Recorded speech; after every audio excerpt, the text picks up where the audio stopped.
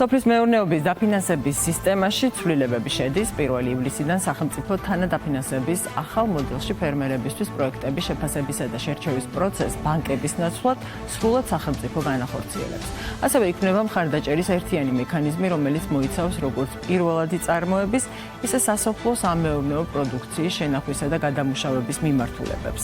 პროგრამის მიზანია თანამედროვე, ეფექტიანი და კლიმატურ პირობებთან ადაპტირებული ტექნოლოგიების დანერგვა, რაც წარმოების ზრდასა და პროდუქციის ხარისხის გაუმჯობესებას შეუწყობს ხელს.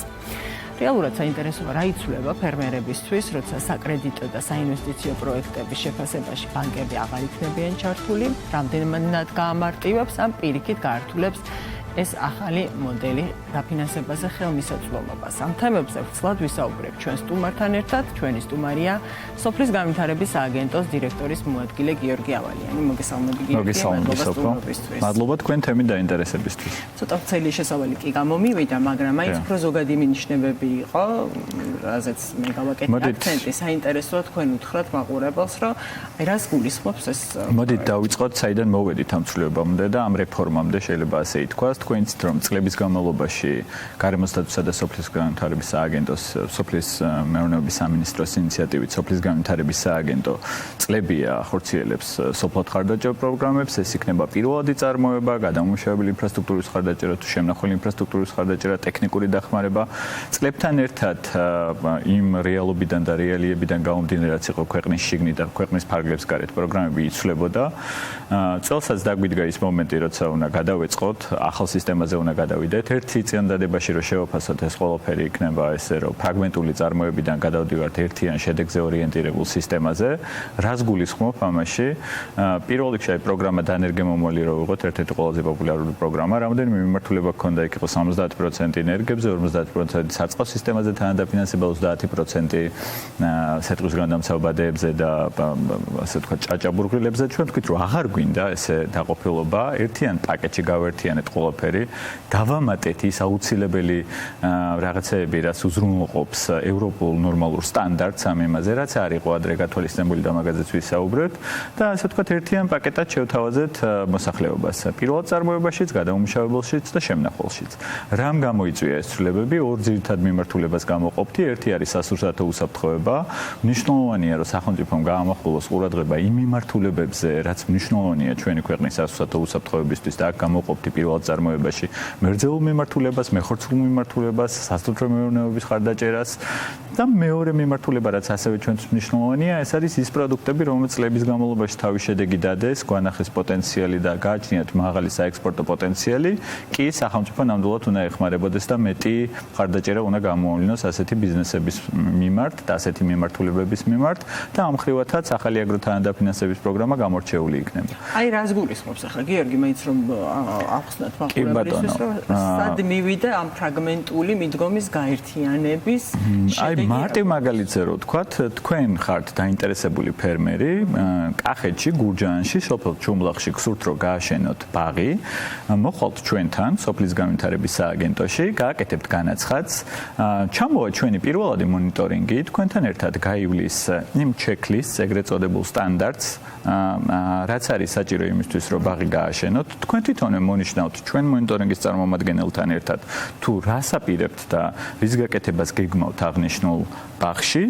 გეძლევათ 2 წლის ვადა იმისათვის, რომ დაასრულოთ პროექტი, გავითვალისწინეთ ყველანაირი ნიუანსი, რაც იყო წინა წლებში, იყო საუბარი, რომ ენერგიის ჩამოტანა დაგვიანდა, რაღაცა კონკრეტული აღჭურვილობა იყო შეძენილი საზღვარგარეთ და დროულად არ ჩამოვიდა და გვიანდებოდა. ჩვენი აზრით 2 წელი ის ვადაა, როცა პროექტი თავიდან ბოლომდე უნდა დასრულდეს ყველაფრის გათვალისწინებით.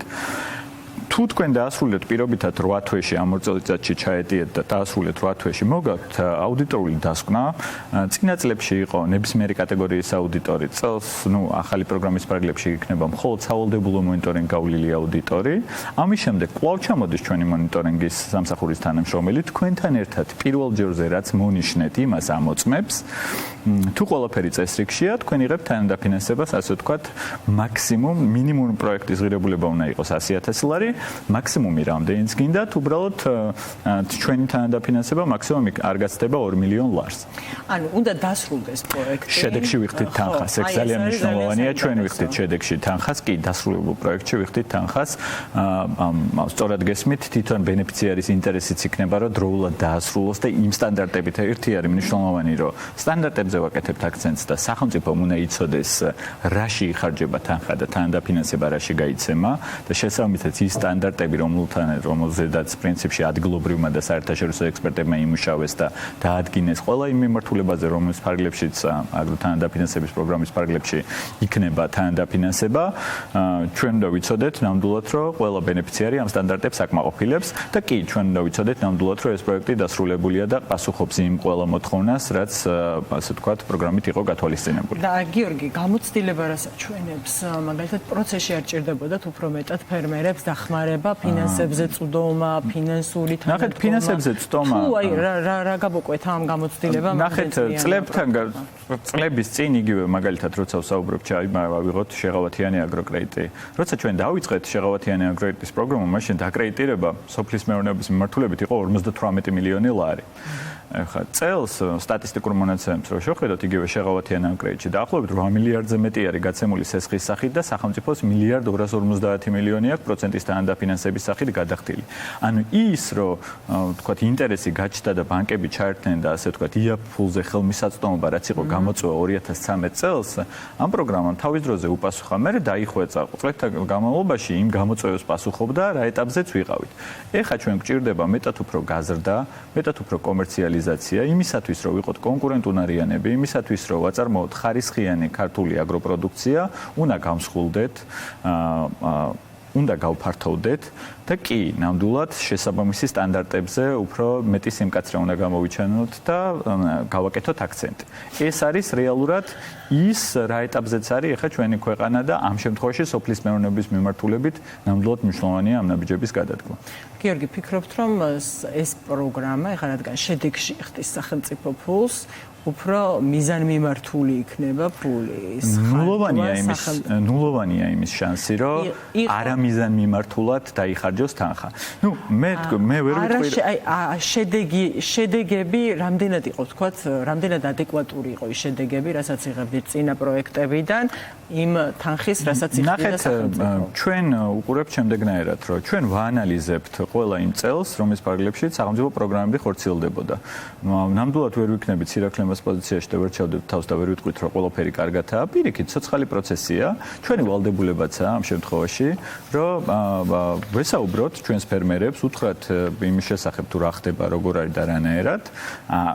ეს პროგრამების ცვლილება ამ ყველაფრის გამოძახილია. მე თქვენ რამოდენიმე მაგალითს მოგიყვებით, რაც გავითვალისწინეთ იგივე ამ შეხვედრებიდან გამომდინარე, თქვენ იცით, რომ მთელი წინა წელი პრინციპში ყველა მუნიციპალიტეტში ვიყავით მინისტროს ხელმძღვანელობით და ხვდებოდით ფერმერებს.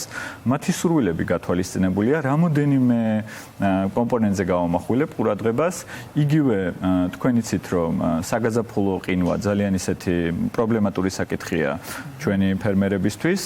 არ იყო გათვალისწინებული ამ ყინვის საწინააღმდეგო სისტემების თანადაფინანსება წინა პროექტებში, ეხლა გათვალისწინებული იქნება. მაგალითისთვის ლურჯი მოცვის მწარმოებლებს ჰქონდათ სურვილი, რომ ქოთანში ეწარმოებინათ ლურჯი მოცვი და რატომაც არა მივეცით და ექნებათ ამის საშუალება. ვაზის ქვეყანა ვართ და სუფრის ყურძნის გაშენება არ იყო გათვალისწინებული და ეხლა ამ შემთხვევაში დაემატა და კიდევ მრავალი დეტალია, რაც იქნა გათვალისწინებული. მნიშვნელოვანია ასევე ის, რომ პირველად წარმოებაში მარი და აკვაკულტურის მიმართულებაზე აქცენტი გავაკეთეთ. გადამამუშავებაში სასაკლოვების მიმართულებით ასე ვთქვათ, გაფართოება და ახლის შექმნა არის შესაძლებელი. შეღავათიან კრედიტში შევიტანეთ ცვლილება. შეღავათიან კრედიტი გავხადეთ პროგრამის ნაწილი, ან თვითონ ამ პროექტის ნაწილი. თუ თქვენ გაქვთ სურვილი, რომ ისარგებლოთ შეღავათიან კრედიტით, ისარგებლებთ შეღავათიან კრედიტით, თუმცა ჯერ მოგიწევთ ჩვენთან მოსვლა, იმისათვის, რომ ჩვენ დავწმუნდეთ, რომ თქვენ ნამდვილად იმ სტანდარტების შემნახულ ინფრასტრუქტურას აკეთებთ თუ გადამამუშავებელს, თუ ბაღს აშენებთ, ასე ვთქვათ, მე მიდიხართ ბანკში, იღებთ სესხს. სესხი ხდება იმ პროექტის ნაწილი. თქვენ გითხარით, რომ მაქსიმალური ზედაკეფი არის 2 მილიონი ლარი, პირობითად თქვენ თუ გაქვთ 4 მილიონიანი პროექტი და აიღეთ სესხი 4 მილიონი ლარის, ადრე თუ იყო 11% და 48 თვე თანადაფინანსება ძირითად საშუალებაზე, ეხლა იქნება 8% და 36 თვე. 8% და 36 წლის გადახდილი პროცენტი გამოაკლდება იმ 2 მილიონ ლარს, რაც შედეგში უნდა გადავიხადოთ და დანარჩენ თანხას მიიღებთ უკან.